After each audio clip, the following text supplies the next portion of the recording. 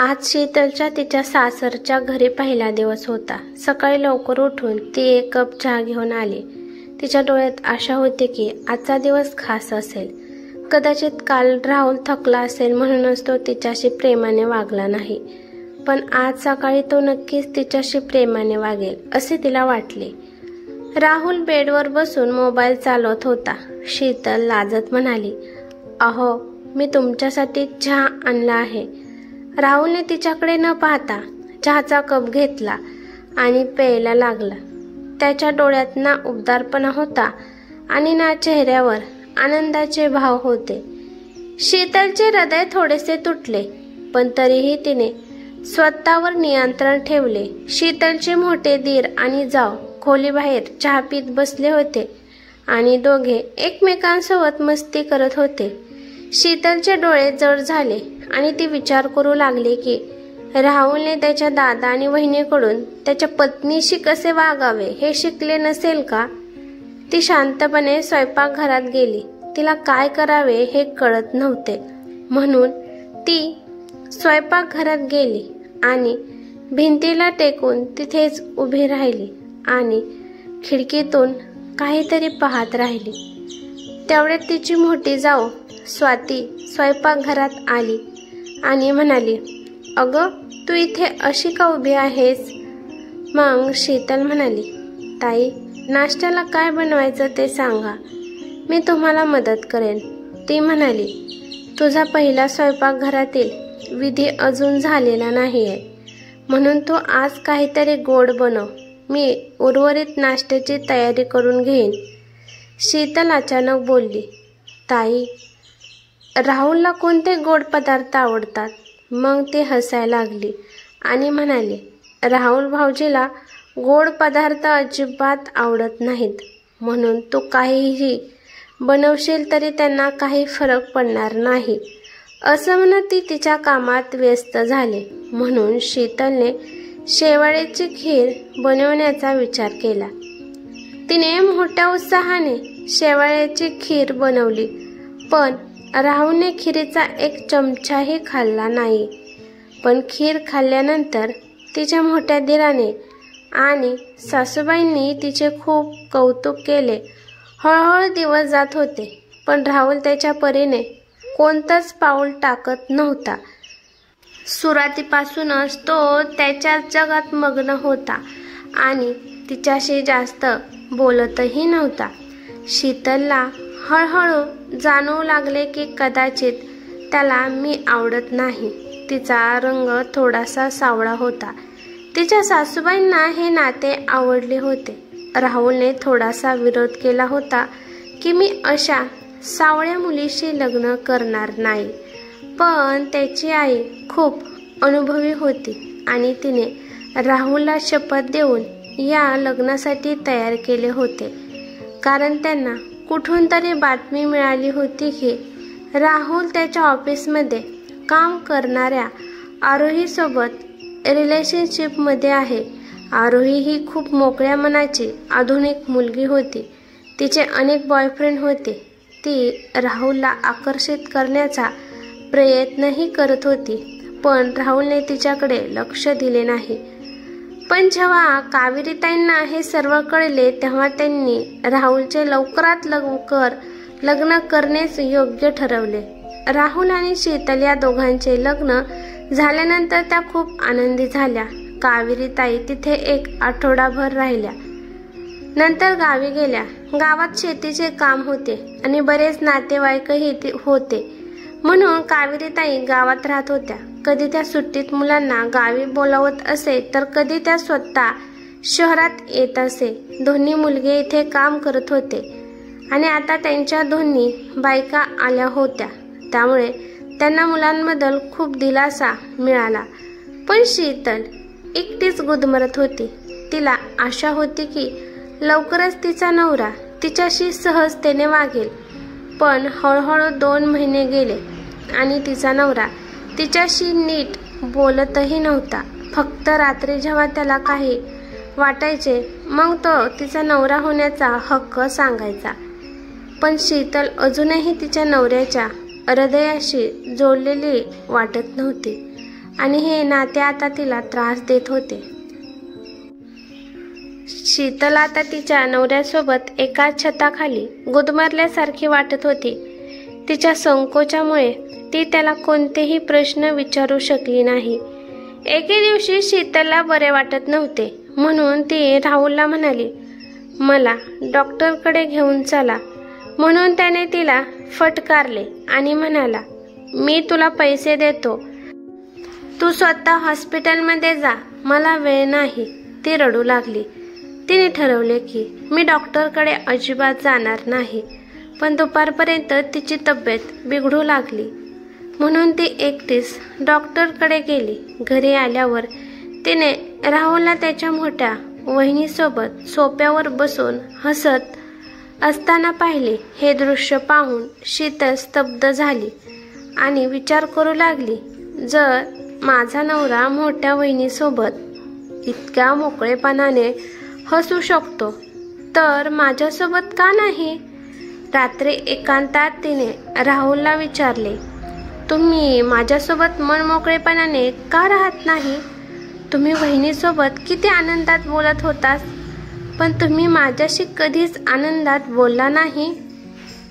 तू तुझी वहिनीशी तुलना करण्याचा प्रयत्न करत आहेस का? अरे ती खूप सुंदर आहे. तू खूप मेकअप केले तरी तू तिच्या इतकी सुंदर कधीच होऊ शकत नाहीस. असं म्हणून तो तोंड फिरवून झोपी गेला. तिला वाटू लागले की तिचा सावळा रंग आणि साधं दिसणे कदाचित राहुलच्या मनाला कधी स्पर्श करू शकणार नाही, कारण त्याच्या मोठ्या वहिनीच्या सौंदर्याची त्याच्या डोळ्यावर पट्टी बांधली गेली होती. दरम्यान संक्रांतीचा दिवस आला. शीतलसाठी हा दिवस खूप खास होता. तिला वाटले की संक्रांतीच्या दिवशी मी इतके चांगले कपडे घालून नवऱ्यासमोर जाईन की त्याला मी नक्कीच आवडेल. तिने साडीपासून मेकअपपर्यंत प्रत्येक छोट्या गोष्टीची काळजी घेतली. आज तिला एक वेगळाच उत्साह जाणवत होता. संक्रांतीला घालता यावे म्हणून तिने काही दिवसापूर्वी चांगली साडी खरेदी केली होती. सकाळी सर्व काम उरकल्यानंतर शीतलने चेहऱ्यावर मेकअप केला, केस व्यवस्थित केले, नवीन साडी नेसली आणि आरशात स्वतःला पाहिले. आज ती वेगळीच दिसत होती. साडी तिच्या सावळ्या अंगावर खुलून दिसत होती. आज राहुल मला पाहून नक्कीच आनंदी होईल या आशेचे दिवे तिच्या डोळ्यात जळू लागले. पूजा संपल्यानंतर जेव्हा ती राहुलकडे आली तर ती हसली आणि म्हणाली, अहो आजचा दिवस आपल्यासाठी खूप खास आहे. जाऊ द्या बरं, मला सांगा मी आज कशी दिसते? ही साडी मला कशी दिसते? मी ही 5,000 रुपयांची साडी खास आजच्या दिवसासाठी खरेदी केली आहे. राहुल तिचा सर्व उत्साह बाजूला सारत अतिशय उद्धटपणे म्हणाला, 5,000 रुपयाची ही साडी घालूनही तू मोठ्या बहिणीसारखी सुंदर होऊ शकत नाहीस. तू कोळशासारखी काळी आहेस. कितीही पैसे खर्च केले तरी तू कोळसाच राहशील. असे म्हणत तो रागाने पाय आपटत खोलीत गेला. त्याचे कटू शब्द शीतलच्या हृदयात खोल बाणासारखे घुसले. तिचे हास्य क्षणार्धात नाहीसे झाले आणि एक थंड शांतता तिच्यावर पसरली. तिला असे वाटले की तिची सर्व मेहनत आणि प्रयत्न वाया गेले आहेत. ती रडत होती आणि विचार करत होती, मी कधी राहुलच्या नजरेत सुंदर होऊ शकेन का? तेवढ्यात तिची जाऊ तिला दिसली. तिचा मोठा दीर तिच्या जावेचे फोटो काढत होता. ती विचार करू लागली, फक्त सुंदर महिलांनाच त्यांच्या पतीचे प्रेम मिळते का? तिचा आत्मविश्वास डगमगीत झाला. आता तिला राहुलचे प्रेम मिळेल अशी आशा नव्हती. तिने हे तिचे नशीब म्हणून स्वीकारले. आता ती नेहमी स्वतःच्या जगात हरवल्यासारखी वाटत होती. दरम्यान एका आठवड्यानंतर एके दिवशी कावेरीताईंनी अचानक गावातून फोन केला आणि सांगितले, माझी तब्येत खूप खराब आहे. मी शहरात येत आहे. मला स्वतःवर उपचार करावे लागतील. शीतल तिच्या सासूबाईंचा खूप आदर करायची. तिने पटकन तिच्या सासूची खोली स्वच्छ केली आणि नवीन बेडशीट घातली आणि तिच्या जावेला म्हणाली, आपल्याला आईची विशेष काळजी घ्यावी लागेल. राहुलही तिथे बसला होता. तिची वहिनी कपाळावर आठे आणत म्हणाली, माझ्याकडे आधीच खूप काम आहे, म्हणून तू आईंची काळजी घेण्याची जबाबदारी घे. हे ऐकून राहुलला थोडासा धक्का बसला. तो त्याच्या वहिनीचा खूप आदर करायचा. तो तिच्या सौंदर्यात इतका हरवून गेला होता की त्याला त्याची वहिनी खूप छान वाटायची. पण आज त्याच्या वहिनीकडून अशा गोष्टी ऐकून त्याला थोडा धक्का बसला. असो, कावेरीताई 2 दिवसांनी तिथे आल्या. आता शीतलने कावेरीताईंचे सर्व काम हाती घेतले होते. राहुलच्या लक्षात आले की त्याची मोठी वहिनी त्याच्या आईच्या खोलीत डोकवतही नाही.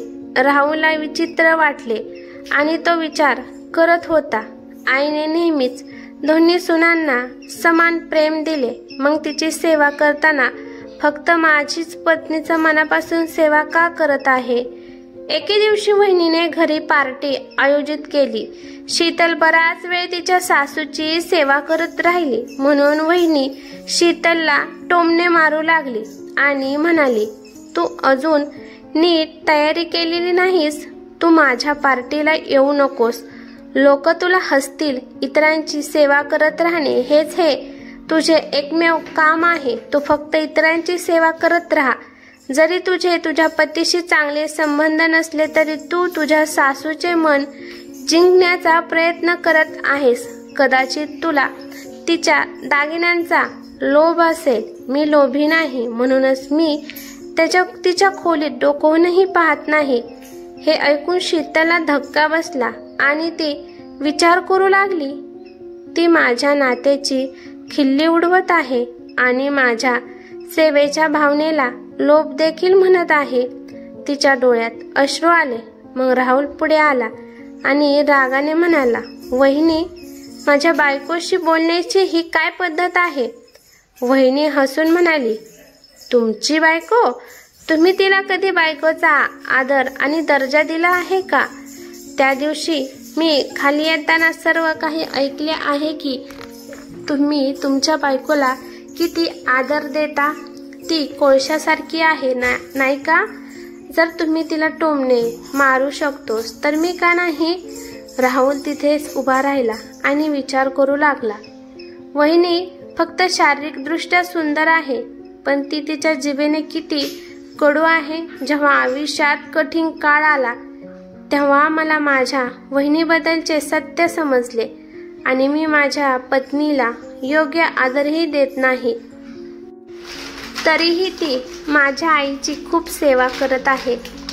त्याचे मन पश्चातापाने भरून आले. मग तो त्याच्या वहिनीला दुःखी स्वरात म्हणाला, शीतल आईची इतकी चांगली काळजी घेते, त्यामुळे तुम्हाला काहीही करण्याची गरज नाही, तर किमान तिला टोमणे मारू नका. ती दिवसभर किती कष्ट करते हे तुम्हाला कळतं आणि दिसत नाही का. तिच्या नवऱ्याच्या या विधानाने शीतलच्या मनाला खोलवर स्पर्श केला. आज तिचा नवरा तिची प्रशंसा करत आहे हे पाहून तिला आश्चर्य वाटले. भावनेमुळे तिचे डोळे अश्रूंनी भरले होते. मग राहुल शीतलच्या दिशेने वळला आणि म्हणाला, मला माफ कर. मी आजपर्यंत तुझी प्रशंसा करू शकलो नाही. मी प्रत्येक बाबतीत तुझी तुलना माझ्या मोठ्या वहिनीच्या सौंदर्याशी करायचो. या नादात मी तुझे गुण कधीच समजू शकलो नाही. शीतलला असे वाटले की जणू आज तिला जगातील सर्व आनंद मिळाला आहे. मग राहुल त्याच्या मोठ्या वहिनीकडे वळला आणि दुःखी स्वरात म्हणाला, वहिनी, मला तुमच्याकडून हे अपेक्षित नव्हते. असे म्हणत तो त्याच्या आईच्या खोलीत गेला. शीतल देखील मान खाली करून शांतपणे तिच्या पतीच्या मागे गेली. त्या दिवसापासून राहुलचे त्याच्या पत्नीशी असलेले वर्तन बदललेले होते. तो त्याच्या पत्नीला खूप प्रेम आणि आदर देत असे. ही कथा कशी वाटली ते मला कमेंट करून नक्की सांगा. कथा आवडली तर लाईक शेअर नक्की करा आणि चॅनलवरती नवीन असाल तर चॅनेलला सबस्क्राईब करा. धन्यवाद.